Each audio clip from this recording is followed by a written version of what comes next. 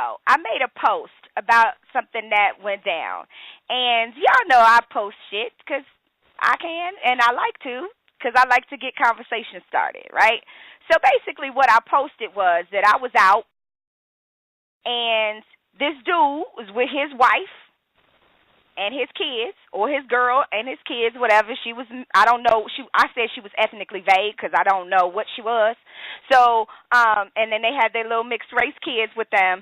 And this dude is like, when I tell you he is stalking, eye-stalking me. I called it eye-stalking. I said it was visual rape because any woman who has ever been looked at in this manner by a man knows what that feels like. And in the midst of the comments that was happening on my Facebook, he commented on the topic, on what I was saying. And so we got into a pretty interesting debate about the inappropriateness of the situation. Thank you for having me on the show. It was a surprise, but hey, it's all good. I appreciate it. Don't be surprised. Remember, the first thing you said, you didn't come with confrontation or disrespect, and I said that don't bother me because I like to have a healthy banter of people having different points of view. I don't have a problem with that. What I think we had our disconnect in here is that I don't think you were getting, it wasn't just, oh, he looked at me or that he checked me out. I don't think that you got that.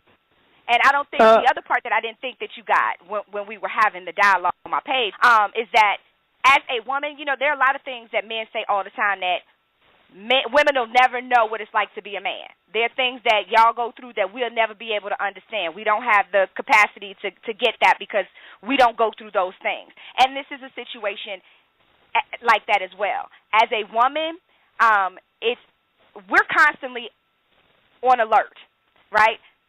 Not very many men are being stolen off the street, raped, robbed, and decapitated. You know what I'm saying? So as a woman... but we get shot down by the police. And one another. So we on alert too.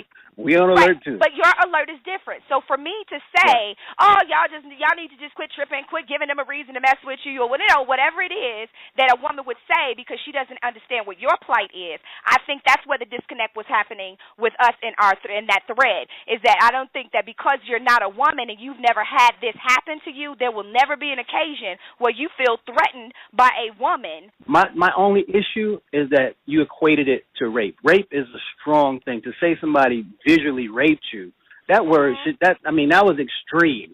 Someone looked at you and you equated to rape. A person who has actually been sexually abused would take offense to that because rape is rape. Eyeballing somebody is not rape. Have you that's ever like been me saying abused? Have you ever been sexually abused? Can I finish my statement?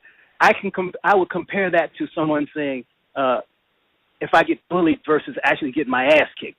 Okay, someone verbally abusing me is not the same as somebody beating my ass. Just because somebody don't put their hands on you does not mean that you don't have the right to feel threatened. It may be extreme to you because you don't know what it is. Hang on, let Sporty go. Okay, well, here's what I'm hearing. It's the type of look that someone can give you. When a person, has a certain look at you, like Andre, you would know if I look at you and I'm upset, correct? Yeah. And you would know when I look at you and I'm happy, right? Mm-hmm. Yeah. So you can tell the difference between when, the type of look that I'm giving to you. I can understand her reference, to that. It may be extreme to some, but to some it may not be. For someone to make a reference to something, 9 chances out of 10, to me, and this is just in my opinion, is that they must know something about it to be able to equate it with something else that they have going on with them. Okay, go ahead. Now, I know exactly what she means when she says that.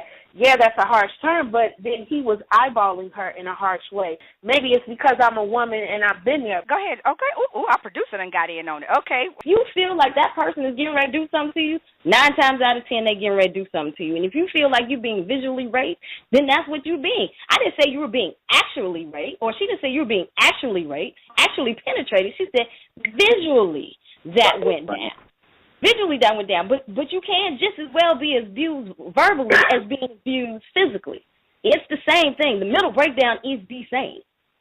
You can't trivialize it and just make it from your perception on how it should be and how it is. Go ahead, Andre. You have the floor. Okay. I chimed in when you equated someone looking at you to rape, which this guy, he was with his family. How threatening was his look to equate it to something so serious as rape if he's with his family? I'll tell you. And I think that, you took issue with the fact that I used the comparison for that. But again, if never being put in that situation, then it's kind of difficult to comment on whether that person felt the way that they felt. And that's where that's where we had the disconnect. When it appeared that you were telling me that my feelings about the situation were not valid. My perception about the situation it's your perception, and it might not have been the reality because you interpreted his particular look. It doesn't matter if it was reality or not. None of us saw the look. Let me finish this. Right. It doesn't matter if it was reality or not. It was real for me in that moment, and I spoke about it. But if this is what it's about, communicating and getting the word out so people can start talking about it, maybe that's what's needed instead of getting emotional, explaining it so that this people can comprehend where you're coming from. But I did not get emotional with you. I was very succinct, and I kept trying to reiterate it in a different way because it appeared that you were not getting it. But there was a lack of empathy that was happening in that thread.